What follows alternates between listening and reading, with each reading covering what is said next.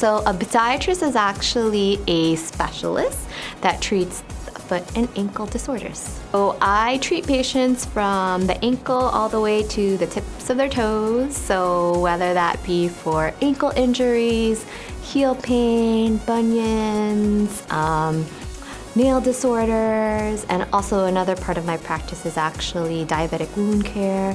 So limb salvage is a huge part of my practice as well.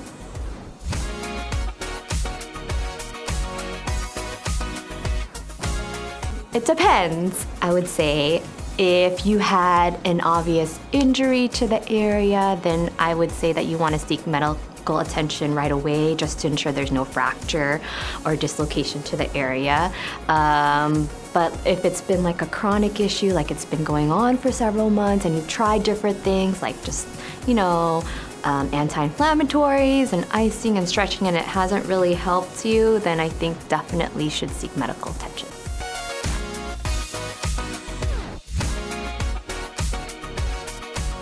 So orthotics actually come in different packaging. You have on one end of the spectrum your over-the-counter inserts, which you could actually purchase at your local CVS or Walgreens or even on Amazon these days.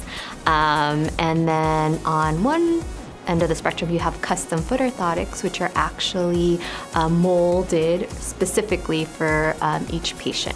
And these orthotics are designed to help increase stability, increase support in a patient's foot, or maybe even provide more cushioning.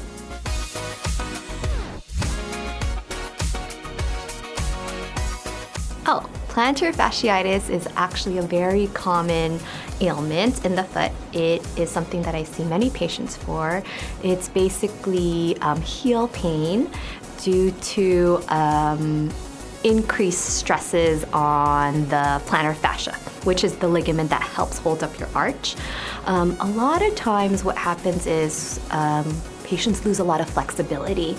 So we're just not stretching enough, or we increased our activity, changed our shoes. So really plantar fasciitis is very common in the sense that it kind of comes and goes. So even I have plantar fasciitis, especially if I decide to change my shoes or I increase my exercise activity. So I just have to be very mindful about, I have to remember to stretch every day, to massage that area just to make sure that I am flexible and remind myself that I'm not 20 anymore. So those are good tips that I would have to say. Always constantly stretch and wear good supportive shoes.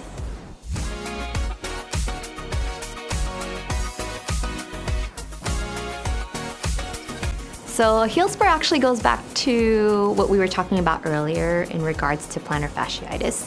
They are commonly related.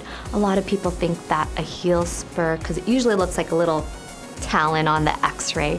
So for most patients, they think that heel spur is poking through them, causing their pain.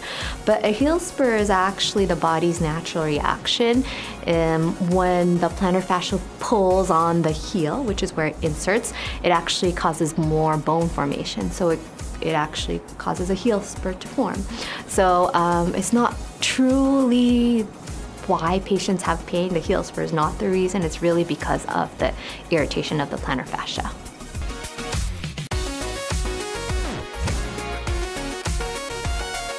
It depends what type of foot pain that you have. If you had like an injury to the area, it's important to, especially if you have a lot of swelling and some bruising to the area, to elevate, to ice, and to stay off of it and take your anti-inflammatories. And then if you're still having issues, then you want to make sure you contact your doctor right away just to ensure there's no more significant underlying issue.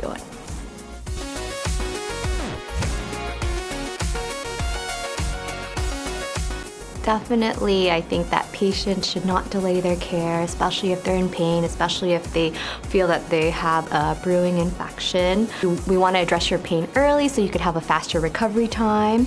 And then obviously for an infection, unfortunately with diabetics, an infection can actually something small can become something big very fast. So it's very important to see your doctor if you have any little cut or sore so that we can prevent any amputation or any limb loss.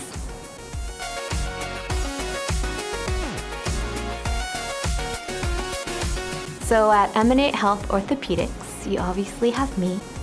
But in addition to me, we have a hand specialist, a shoulder and wrist specialist, a hip and knee joint replacement specialist, foot and ankle specialist, and even a spine specialist. So we really try to treat you from your head to your toes.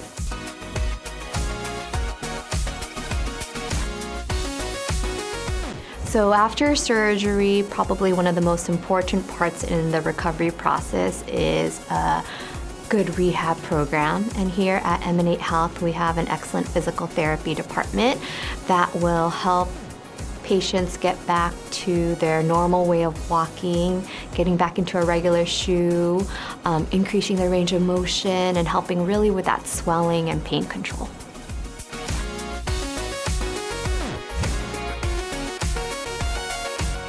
So that depends, especially on the type of surgery that you're having.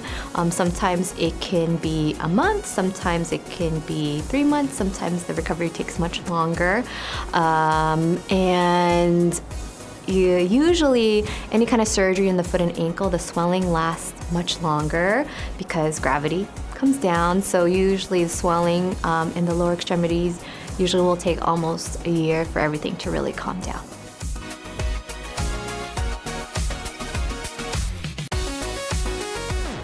Growing up in Diamond Bar and coming back here to practice at Emanate Health definitely feels like coming home.